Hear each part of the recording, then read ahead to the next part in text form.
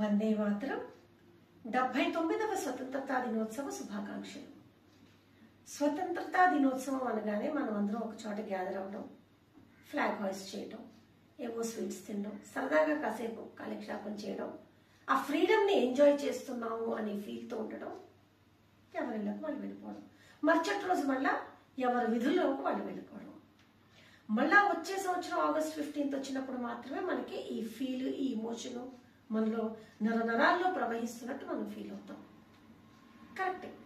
కానీ ఈ రోజైనా కనీసం మనం అందరం ఒక్కసారి ఆలోచన చేసుకోవాలి. మనకి నిజంగా స్వతంత్రం వచ్చిందా? మనం మానసిక బానిసత్వం నుంచి బయటపడ్డామా? ఎటువంటి ప్రలోభాలకి లోనవ్వకుండా భారతదేశం పట్ల మనకున్న బాధ్యతని సక్రమంగా నిర్వర్తిస్తున్నామా? ఇటువంటి ప్రశ్నలకి సమాధానం వెతుక్కునే ముందు మనం ఒక్కసారిగా మాట్లాడుకోవాల్సిన విషయం ఏంటంటే, ఇండిపెండెన్స్ అనగానే ముఘల్స్ వచ్చారు, పరిపాలించారు, బ్రిటిష్ వాళ్ళు వచ్చారు, కొన్ని వందల సంవత్సరాలు పరిపాలించారు, 15th ఆగస్ట్ 1947 మనకి ఫ్రీడమ్ని ఇచ్చారు, వాళ్ళు వెళ్ళిపోయారు. కానీ ఈ ఇండిపెండెన్స్ మనకి రావడానికి, ఈ ఫ్రీడమ్ మనకి రావడానికి ఎంతో మంది వీరోచితంగా పోరాడి వాళ్ళ ప్రాణాలని సైతం అర్పించారు, ఉరికంబం ఎక్కారు. ఎవరు అంటే మనకి టక్మని గుర్తొచ్చేది ఒక సుఖ్దేవ్, శివరాం హరి రాజ్గురు, అష్ఫాకుల్లా ఖాను, ఖుదీరామ్ బోసు, భగత్ సింగ్, అంతే. ఇలా ఫింగర్ టిప్స్ మీద ఒక 4-5 పేర్లు గుర్తొస్తాయి. చరిత్ర పుస్తకాల్లోకి వెళ్తే గనక ఒక 15-20 మంది వరకు మనం గుర్తు తెచ్చుకోగలుగుతాం. కానీ అఫీషియల్ ఫిగర్స్ ప్రకారంగా 7,36,000 మందికి పైగా ఉరికంబం ఎక్కి ప్రాణత్యాగాలు చేస్తే మనకి ఈరోజు ఈ ఫ్రీడమ్ అనేది వచ్చింది. ఈ ఇండిపెండెన్స్ డేని మనం జరుపుకుంటున్నాం.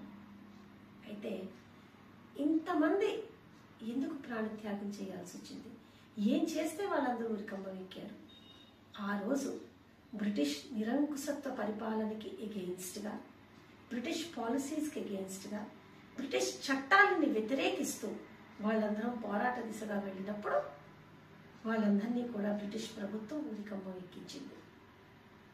స్వతంత్రం వచ్చిన తర్వాత కూడా మనం ఆ బ్రిటిష్ చట్టాల నుంచి విముక్తి పొందగలిగామా? ఇంకా ఆ బ్రిటిష్ చట్టాలు, ఆ పాలసీలు మాత్రమే మన మీద రుద్దడం జరుగుతోంది. మరి మనకి ఇండిపెండెన్స్ ఎక్కడొచ్చినట్టు? మనం ఇంకా కూడా ఆ మెంటల్ స్లేవరీ అనే స్టేట్లోనే కదండి ఉన్నాం. సో ఇటువంటి చట్టాల నుంచి కూడా మనం విముక్తి కావాలి అంటే కనుక చాలా గట్టి సంస్థ మనకి పని చేస్తూ ఉండాలి. సో ఆ గట్టి సంస్థ పని చేయాలి అంటే మన బాధ్యతగా మనం ఏం చేయాలి? దానికంటే ముందు ఇంకొక విషయాన్ని చూద్దాం. స్వతంత్రం వచ్చిన దగ్గర నుంచి 2014 వరకు కూడా భారత్ని ఎప్పుడూ కూడా పాకిస్తాన్తో పోలుస్తూనే మాట్లాడారు. భారత్ పాక్, ఇండియా పాక్, ఇండో పాక్, ఇలాంటి రకరకాల టెర్మినాలజీ వాడుతూ ఎప్పుడూ కూడా మనం ఆ చిన్న దేశం ఈ రెండింటితో కలిపి మాట్లాడారు. కానీ ఈరోజు 2025వ సంవత్సరంలో భారత్ అగ్రరాజ్యమైన అమెరికాకే పోటీనిస్తోంది. అంటే అగ్రరాజ్యానికి పోటీ ఇచ్చే స్థాయికి భారత్ని తీసుకెళ్ళగలిగే ఒక గట్టి వ్యవస్థ మనకి పనిచేస్తుంది. మన బాధ్యతగా మనం ఏం చేయాలి? అలాంటి పనిచేస్తున్న ఒక సంస్థకి మనం ఎప్పుడూ కూడా తోడు నీడగా నిలబడాలి, వాళ్ళకి సపోర్ట్ చేయాలి. మన బాధ్యతగా నేను, నా కుటుంబం, నా బ్యాంక్ బ్యాలెన్స్, ఏదో ఫ్రీబీస్ వస్తాయి, నా బ్యాంక్ బ్యాలెన్స్ ఉంటుంది, నేను బాగున్నాను కదా అనే ఇమోషన్ నుంచి మనం మన దేశం విశ్వగురువుగా నిలబడాలి, భారత్ గ్లోబల్ ప్లాట్ఫామ్ మీద నంబర్ 1గా ఉండాలి భారత్ అనే ఒక ఆలోచనతో, అలాంటి ఆలోచనతో పనిచేస్తున్న వాళ్ళకి మనం సపోర్ట్ని అందించాలి. ఇలా చేయగలిగిన రోజు ఎప్పుడైతే ఒక గట్టి సంస్థ ఉండి భారత్ని ముందుకు నడిపిస్తూ ఉంటుందో, అలాంటి రోజు ఈ బ్రిటిష్ చట్టాలు ఏవైతే ఉన్నాయో వాటి నుంచి మనం విముక్తి పొందుతాం. 7,36,000 మందికి పైగా ఎవరైతే ఉరికంబం ఎక్కి మనకి ఈ ఇండిపెండెన్స్ అనే భిక్షను తీసి పెట్టారో అలాంటి వాళ్ళకి న్యాయం చేసేవాళ్ళం కూడా అవుతాం. అంచేత ఈరోజు మీరందరూ కూడా, మనమందరం కూడా గట్టిగా ప్రమాణం చేద్దాం. ఏంటి అంటే భారత్ని డెవలప్మెంట్, భారత్ డెవలప్మెంట్ అంతే. దీనికోసం మాత్రమే ఆలోచించే వాళ్ళు ఎవరైతే ఉన్నారో వాళ్ళకే మనం సపోర్ట్గా నిలబడదాం. మన ఓటు హక్కుని వాళ్ళకే వేద్దాం.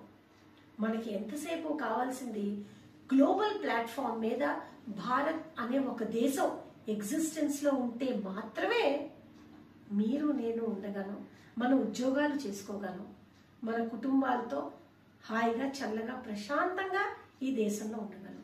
ఆ దేశం అనే కాన్సెప్టే లేకపోతే మనం ఎక్కడికి వెళ్ళాలో మనకే తెలీదు.